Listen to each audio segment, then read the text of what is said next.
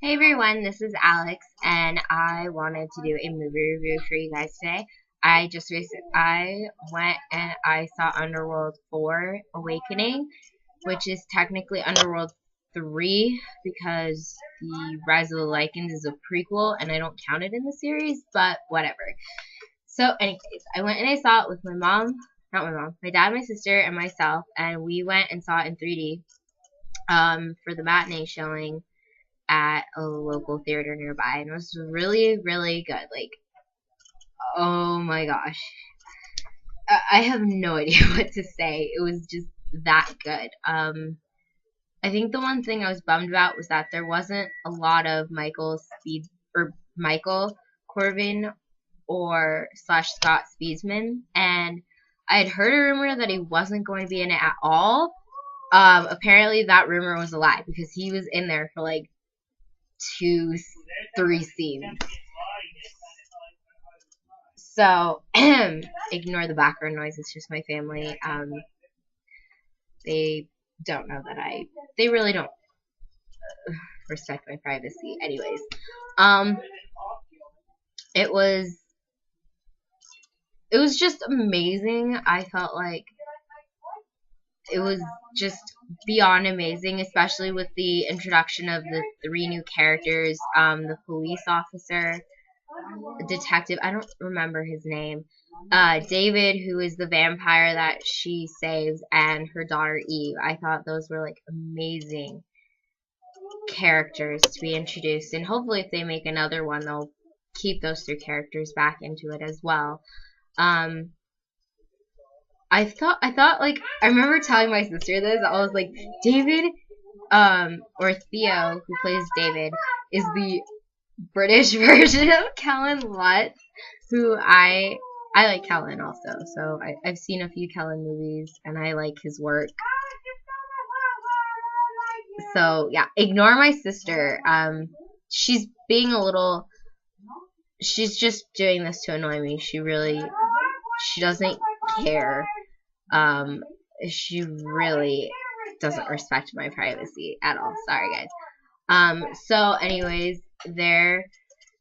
Oh my gosh, like I have no idea. Like the beginning beyond blew me away, but I think what I liked most about it was the 3D, especially the elevator scene where she puts the bombs on each floor, the silver nitrate bombs, I believe, and to find out that the corporation that does the infestation testing, or infection testing, I think it's the infection, is actually behind all this. That was amazing. I was just blown away with it.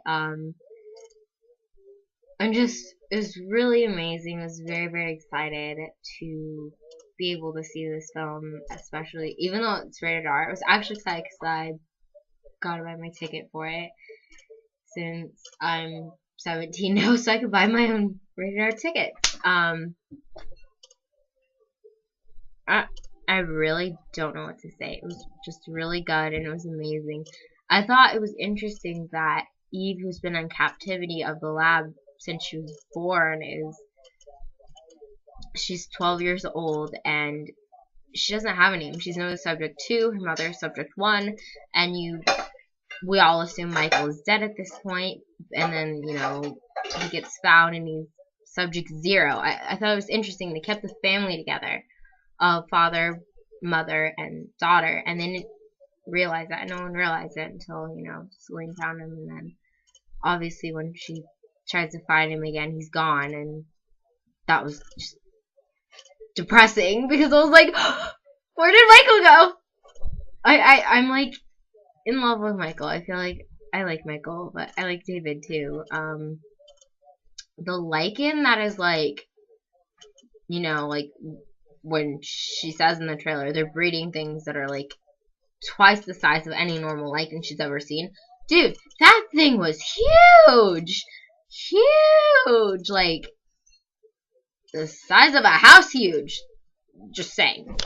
I thought it was interesting because the first part of it kind of just goes through a review of 1 and 2, and a bit of 3 actually. It goes like through the first It just is like flashes of her killing Marcus and Victor, and we all know Amelia was already dead in the first one, and it's because she was killed by, yeah, I guess probably don't care.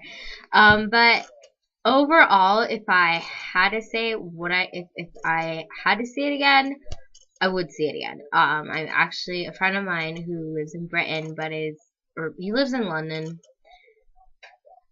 but he's living here for the next few months, 6 months, I believe. Maybe the rest of the year, kind of depends. But I know he was very, very excited for this because when it broke out in London, he'd already wanted to see it. So I know he went and saw it. So I know we'll probably try and go and like watch it again. But overall, this was just beyond amazing. The special effects, amazing. I really don't have anything bad to say about it, except maybe that, hello, you need more Michael in this film. That was the problem right there. And Len Goodman totally needed to direct, not Len Goodman, Len Wiseman, sorry. Totally confused. I thought Len Wiseman should not have been a producer, but he should have been directing this film, because it felt a little wrong knowing that Len wasn't directing it, because he directed the first two, and Kate is his wife, and, it felt weird, and then I was like, where's Len directing this? Because it felt different, to me, without Len directing it, or, it's just really different. It was well worth seeing. It was well worth paying the $11 to go see it in 3D, and that's matinee. But beyond blown away from seeing it.